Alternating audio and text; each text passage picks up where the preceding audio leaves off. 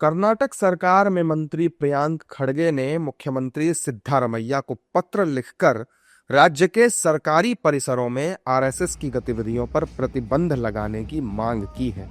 प्रियांक खड़गे के पत्र ने देश में सियासी घमासान मचा दिया है। इस पत्र में लिखा गया है कि जब समाज में नफरत फैलाने वाली विभाजनकारी ताकतें सिर उठाती हैं, तो हमारे संविधान के मूल सिद्धांत एकता, समानता और अखंडता हमें उन्हें रोकने का अधिकार देते हैं। देश के बच्चों, युवाओं और समाज के मानसिक स्वास्थ्य और विकास के हित में आरएसएस की सभी गतिविधियों को सरकारी परिसरों में प्रतिबंधित किया जाए। प्रियांक खड़गे के इस पत्र को लेकर बीजेपी ने उन पर तीखा हमला बोला है। इस दौरान बीजेपी नेताओं ने कांग्रेस की मानसिकता को लेकर भी सवाल खड़े किए हैं। बीजेपी के नेताओं ने कहा है कि आरएसएस को देश में 100 साल पूरे हो चुके हैं और इसे मिटाने वाले खुद मिट गए। आरएसएस पर जिसने भी प्रतिबंध लगाने के विषय में सोचा वो समूल रूप से नष्ट हो गया। और प्रियंक खड़गे का ये बयान कांग्रेस को ये बताता है कि कांग्रेस कितने निम्न स्तर पर पहुंच गई है और कांग्रेस का विनाश अब निश्चित रूप से तय है। आरएसएस पूरे विश्व का सबसे बड़ा सामाजिक सेवा संगठन है। Priyank Kharge is having a poisonous mindset. This type of poisonous mindset, many people of Congress having it. With all this mindset, RSS is celebrating a 100th century in this country.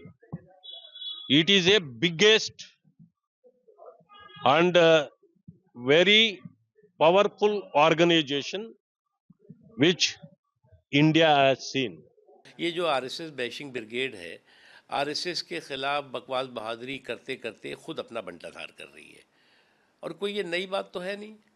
Congress के जो DNA में क्या है कि शुरू से लेकर के नेहरू जी से लेकर और आज तक देखिए, हर कोई ऐसा महीना नहीं होगा, ऐसा कोई दिन नहीं होगा जिस दिन की वो राष्ट्रीय स्वयंसेवक संघ के प्रति दुराग्रहपूर्ण दुष्प्रचार ना करें। लेकिन उसको दरकिनार करके राष्ट्रीय स्वयंसेवक संघ तो दिन दूना रात चौगुना आगे बढ़ रही है और ये दिन दूना रात चौगुना जो है वो सिमट रहे हैं, सिकुड़ रहे हैं। वहीं दूसरी ओर विपक्ष के नेता प्रियांक खड़गे के पत्र को सही ठहराते नजर आए। कांग्रेस नेता प्रियांक खड़गे द्वारा आरएसएस की तालिबानी सोच वाले बयान का समर्थन करते दिखाई दिए। कोई इसमें शंका? तालिबान भी नफरत फैलाता, तालिबान भी महिला विरोधी हैं और आज तक कोई महिला आरएसएस की सर्वोच्च पद पर नहीं पहुंच पाई है। तो इनकी सोच तो वैसे ही है। ये प्रतिबंध तो बिल्कुल लगना चाहिए। आरएसएस के शाखाएं या स्कूल में क्यों लगेंगी? आरएसएस तो स्वयं में एक अनरजिस्टर्ड एनजीओ है, तो एनजीओ की गतिविधियां किसी स्कूल में क्यों हों? और वो भी विभाजनकारी, हिंदू मुसलमान करने वाली, भारत पाकिस्तान करने वाली, मस्जिदों के नीचे मंदिर खोदने वाली। इन गतिविधियों की क्या आवश्यकता है स्कूलों में? ऐसी गतिविधियों पर तो प्रतिबंध लगना ही चाहिए। ये पहली बार नहीं है जब कांग्रेस नेताओं ने आरएसएस को लेकर विवादित टिप्पणी की हो। पहले भी कई बार ऐसा हो चुका है। विवादित टिप्पणी के बाद पक्ष और विपक्ष में बयानबाजी शुरू हो जाती है। आरएसएस अपना शताब्दी वर्ष मना रही है और ऐसे समय में प्रियांक खड़गे के पत्र से साफ जाहिर होता है कि वो कहीं ना कहीं मीडिया में सुर्खियां बटोरना चाहते हैं।